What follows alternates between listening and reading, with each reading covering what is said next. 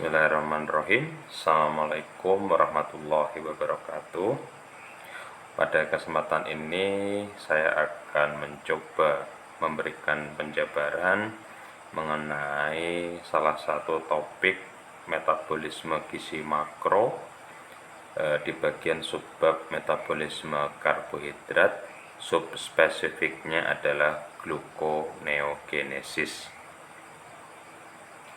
Nah, output yang akan kita dapatkan dari perkuliahan pada pertemuan ini adalah teman-teman mahasiswa ini mampu mengetahui dan memahami proses gluconeogenesis. Adapun mengenai proses metabolisme glikogen akan kita jabarkan pada sesi selanjutnya. Nah, apa itu gluconeogenesis?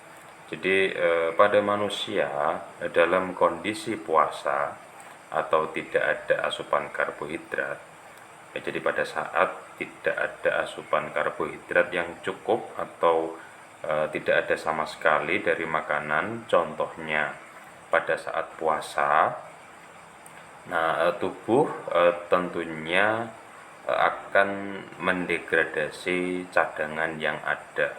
Nah, di sini dalam hal ini kebutuhannya adalah mengenai glukosa, maka tubuh akan mendegradasi glikogen yang merupakan cadangan karbohidrat di dalam tubuh kita yang ada pada hati. Jadi glikogen hati akan didegradasi melalui proses glikogenolisis ya pada rentang waktu 10 sampai 18 jam.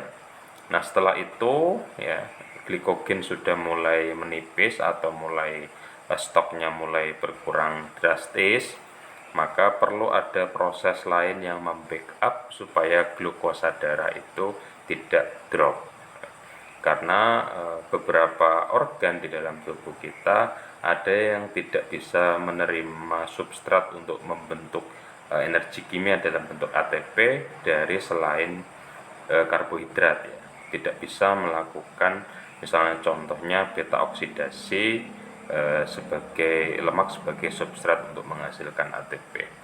Nah, sehingga proses glikogenolisis yang sudah mulai menipis glikogen, jadi ini hanya kisaran ya, kisaran waktu, tetapi gluconeogenesis ini mungkin bisa membackup di rentang waktu sebelum 10 jam pun sudah bisa membackup ya, tergantung keberadaan glikogen yang ada di dalam tubuh. Kemudian proses yang digunakan untuk membackup glikogen yang sudah mulai habis itu adalah proses di mana membentuk glukosa dengan substrat selain karbohidrat atau prekursornya non-heksosa. Nah, proses ini disebut sebagai gluconeogenesis ya. Jadi pembentukan glukosa dari komponen atau senyawa selain karbohidrat. Nah, bahan bakunya apa untuk membentuk glukosa dari proses ini? Yaitu yang pertama adalah asam amino yang didapatkan dari degradasi jaringan atau protein otot, kemudian laktat yang didapatkan dari metabolisme karbohidrat anaerobik ya, yang dibawa oleh eritrosit, kemudian gliserol dari degradasi lemak. Lemak didegradasi menjadi asam lemak dan gliserol. Asam lemaknya mungkin bisa untuk beta oksidasi produksi ATP, sedangkan gliserolnya untuk proses gluconeogenesis. Nah, ini yang sudah saya sampaikan tadi, ada organ yang tidak bisa mendapatkan ATP dari substrat selain karbohidrat, yaitu otak dan eritrosit. Nah, sehingga kadar glukosa darah harus cukup. Nah, di sini proses gluconeogenesis ini yang terjadi. Ya.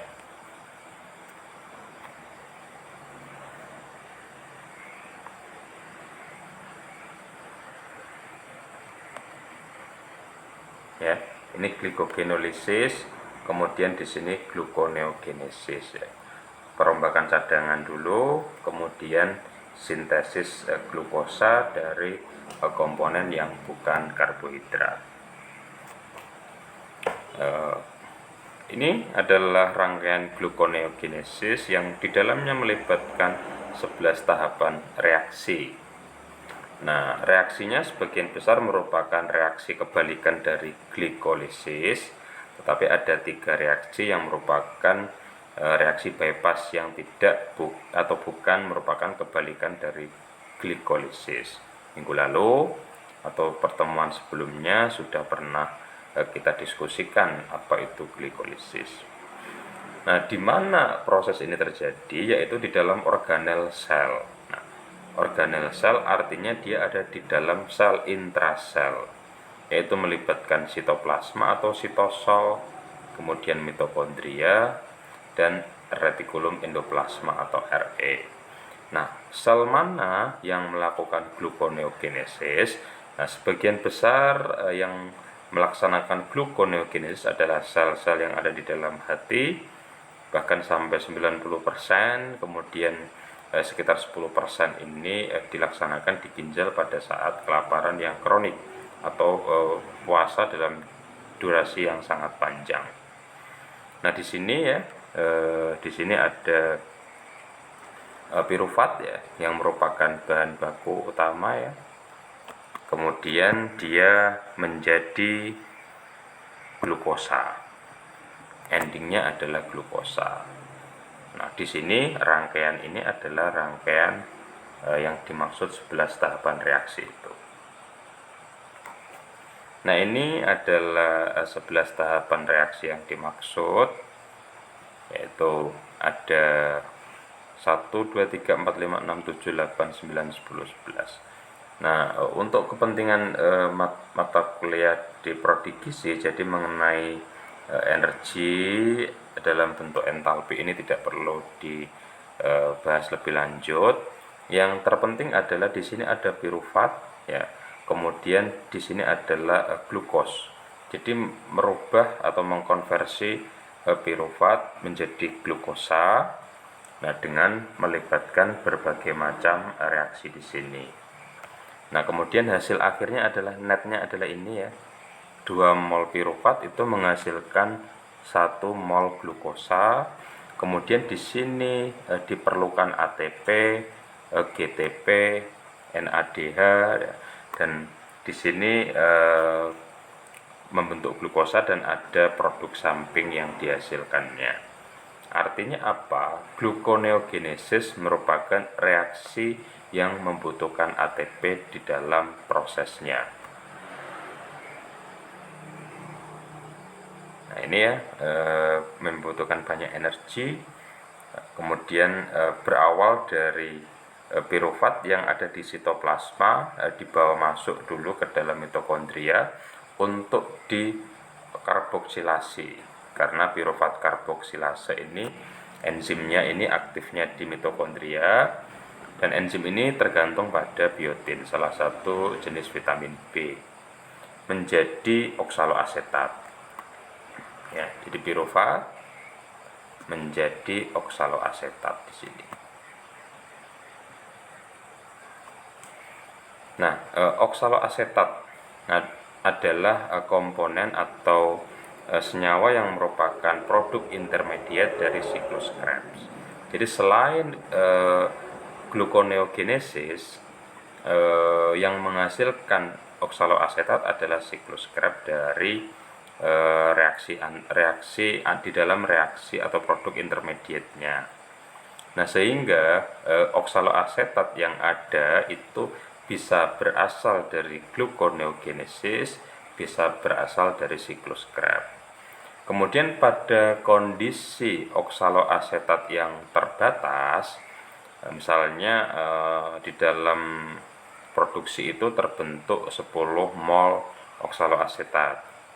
Padahal di situ siklus Krebs untuk produksi ATP membutuhkan 6 mol misalnya.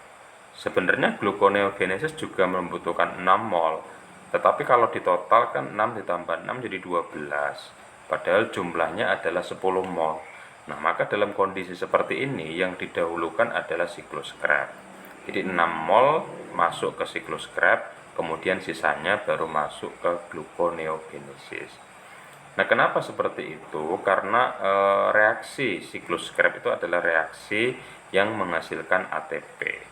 Sedangkan gluconeogenesis adalah reaksi yang membutuhkan ATP. Kalau didahulukan gluconeogenesis, nanti tubuh lama-kelamaan akan kehabisan ATP karena defisit ya. Karena dia butuh ATP, harus pabriknya, produksinya itu harus lebih banyak dibandingkan yang digunakan untuk membiayai gluconeogenesis.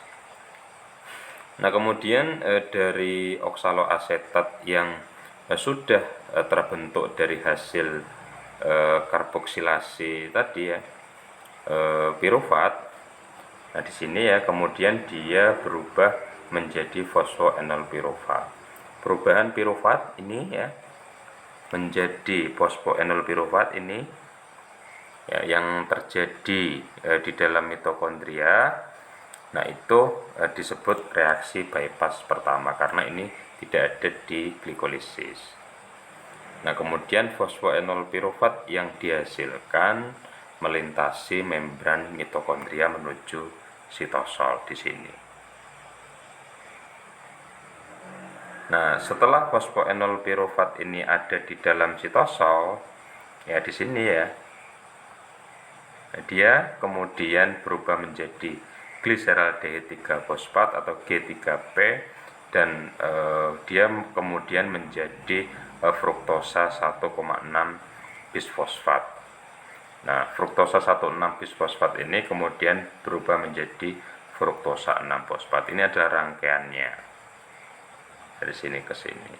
Jadi yang saya tekankan dari teman-teman adalah step by step dari reaksi ini yang perlu dipelajari adalah prinsipnya, kemudian ada keterlibatan enzim apa di sana, kemudian ada hal unik apa yang terjadi. Nah, tadi ya, reaksi bypass kedua itu merupakan perubahan dari ini ya, fruktosa 1,6 bisfosfat menjadi ini. Masing-masing masih terjadi di sitoplasma. Nah, kemudian glukosa 6 fosfat yang terbentuk dikonversi menjadi glukosa. Jadi dari sini menjadi glukosa di sini. Nah, setelah dia terbentuk glukosa, maka akan dilepaskan ya ke dalam darah ya, atau sirkulasi peredaran darah. Artinya gluconeogenesis ini terjadi di intrasel. Setelah terbentuk glukosa, glukosanya kemudian dirilis ya melewati dinding ya, dinding sel menuju ke sirkulasi darah di sini ya.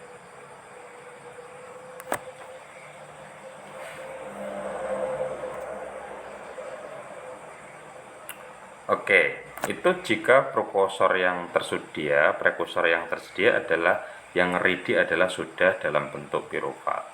Bagaimana kalau prekursornya laktat? Nah, laktat harus dikonversi dulu menjadi pirufat dengan enzim laktat dehidrogenase. Nah, ini juga ada keterlibatan siklus Cori di dalamnya. Laktat yang terbentuk di dalam otot kemudian didistribusikan ke hati untuk dikonversi menjadi pirufat. Nah, pirufat itu nanti yang ready untuk proses gluconeogenesis. Nah, kemudian bagaimana jika prekursornya adalah gliserol? Jika prekursornya berupa gliserol yang merupakan hasil degradasi lemak, dia tidak melalui pirufat tetapi langsung berubah menjadi dihidroksi aseton 3 fosfat atau masuk ke jalur gliseraldehid 3 fosfat. Nah, di sini ya.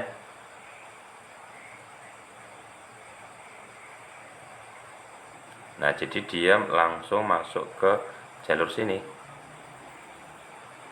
jika substratnya adalah gliserol.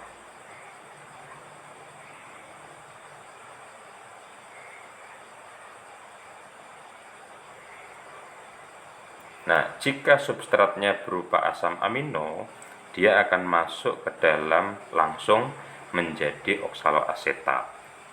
Jadi 3 prekursor yang berbeda, rutenya berbeda. Nah, ini catatan penting atau hal yang bisa digarisbawahi dari gluconeogenesis terkait siklus kehidupan.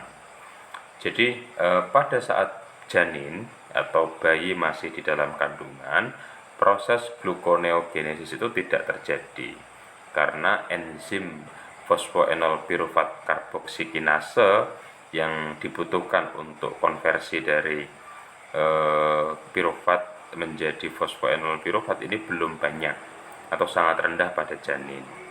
Nah, pada saat bayi itu sudah lahir, nah enzim ini kemudian jumlahnya meningkat drastis sehingga proses gluconeogenesis akan terjadi. Oleh karenanya beberapa saat setelah bayi itu lahir, meskipun dia tidak langsung mendapatkan ASI, dia itu masih cukup glukosa darahnya. Nah, kondisi ini berbeda jika bayi itu lahir dalam keadaan prematur atau dalam keadaan BBLR, berat bayi lahir rendah.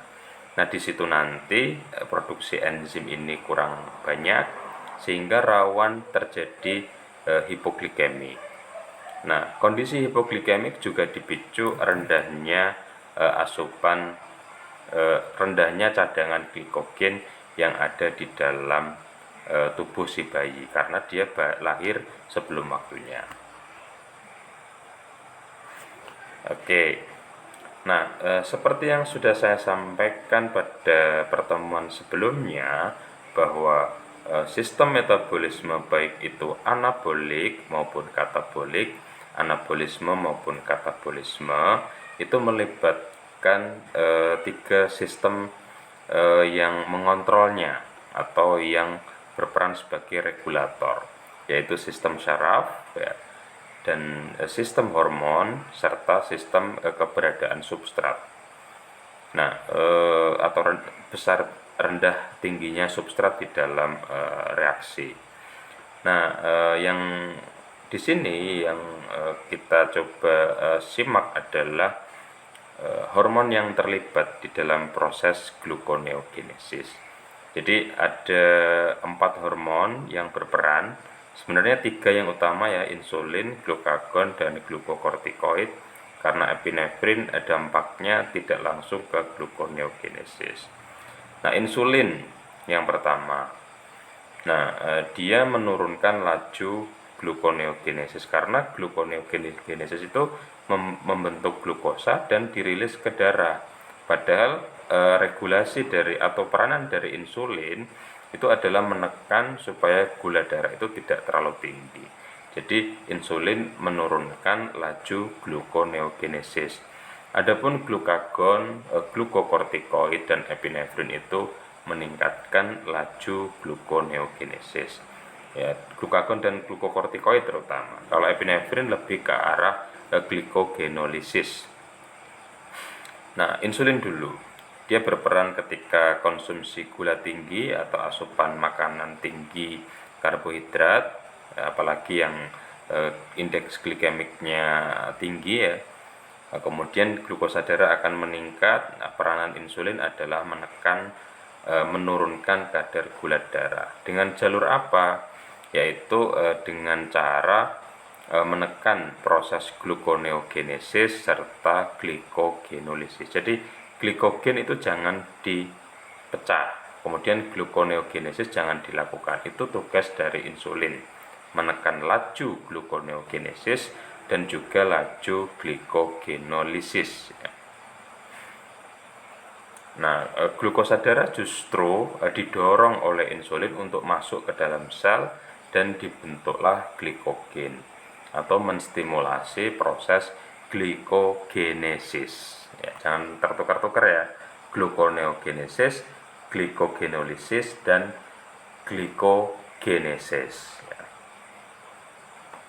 Nah, kemudian glukagon adalah arahnya berkebalikan dengan insulin ya. Jadi ini glukagon ini berperan pada saat glukosa darah rendah.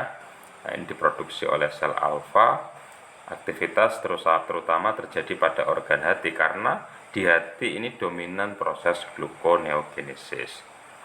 Kemudian peranannya adalah meningkatkan kadar gula darah dengan cara meningkatkan laju glikogenolisis atau perombakan pemecahan glikogen dari cadangannya, kemudian juga meningkatkan laju dari gluconeogenesis, pembentukan glukosa dari komponen selain karbohidrat. Kemudian mengatur ekspresi gen yang memberi kode pada enzim PEP karboksikinase, jadi membuka keran berjalannya proses gluconeogenesis. Nah, kondisi ini glukagon ini memiliki peran yang berkebalikan dengan insulin. Jadi glukagon naik, glukosa darah tinggi, kemudian kalau sudah tinggi insulin yang disekresikan dan glukagonnya stop atau diturunkan sekresinya.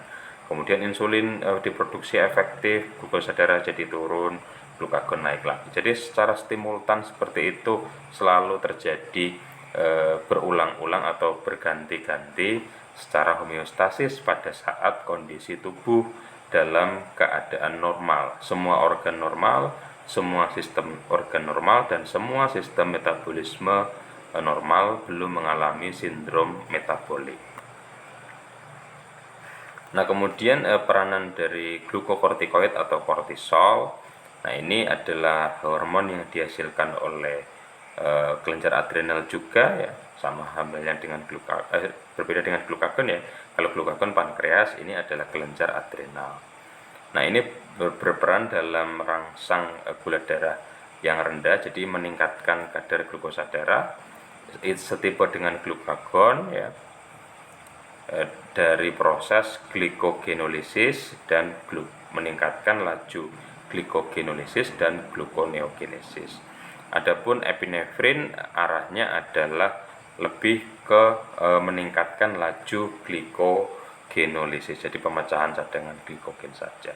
Nah, glukokortikoid atau kortisol ini adalah hormon yang banyak disekresikan pada kondisi stressing metabolik atau juga bisa dipicu dari stressing psikis ya. Pada kondisi stres, kortisol ini naik dan glukosa darah cenderung akan tinggi. Nah, ini juga terkait dengan kondisi diabetes ya.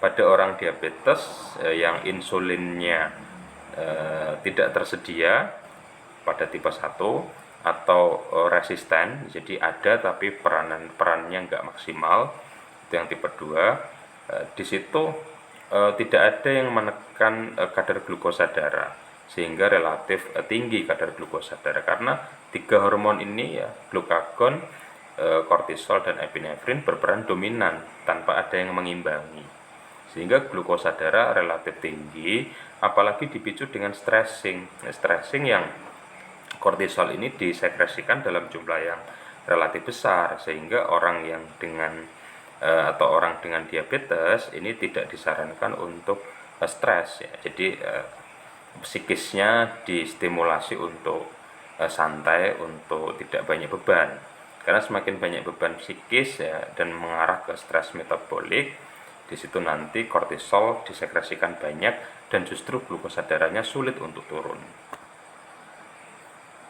Nah, ini ya rangkuman utama dari proses gluconeogenesis ini ya. Gluconeogenesis merubah atau mengkonversi pirufat menjadi glukosa dengan beberapa tahap reaksi.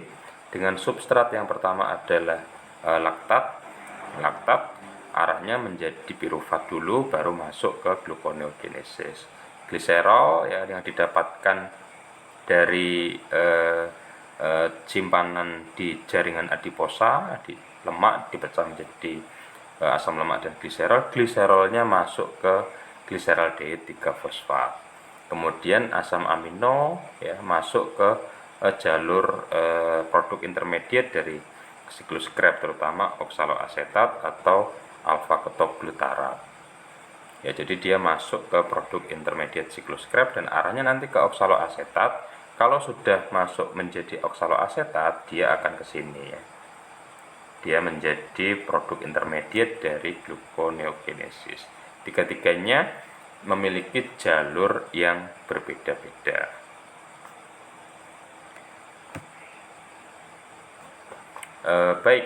Kemudian gluconeogenesis ini ya, dia akan dominan terjadi ya pada kondisi glukosa darah turun, dan dia akan dihambat lajunya pada kondisi glukosa darah yang sudah tinggi atau pasca makan. Jadi pada saat puasa gluconeogenesis ini jalan dominan, adapun pada saat pasca makan gluconeogenesis ini akan dihentikan atau diturunkan lajunya. Jadi pada saat keseimbangan energi positif ya, intake lebih besar daripada yang dibutuhkan untuk exercise, maka gluconeogenesis ini relatif landai lajunya atau tidak banyak dilakukan. Adapun pada saat keseimbangan energi negatif ya, puasa ya, kelaparan, nah di situ glukosa darah turun, maka gluconeogenesis ini akan tetap atau dinaikkan lajunya. Nah, jadi di saat puasa misalnya ada degradasi lemak, ada degradasi karbohidrat untuk produksi ATP ya, tetapi glukosa tidak boleh turun. Jadi di pick up dari gluconeogenesis karena ada komponen tubuh yang tidak bisa menggunakan substrat selain glukosa untuk produksi ATP. Saya rasa itu mengenai gluconeogenesis. Semoga bermanfaat. Wassalamualaikum warahmatullahi wabarakatuh. Kita lanjutkan pada sesi berikutnya mengenai metabolisme glikogen yang melibatkan proses sintesis glikogen atau glikogenesis dan proses degradasi atau glikogenolisis.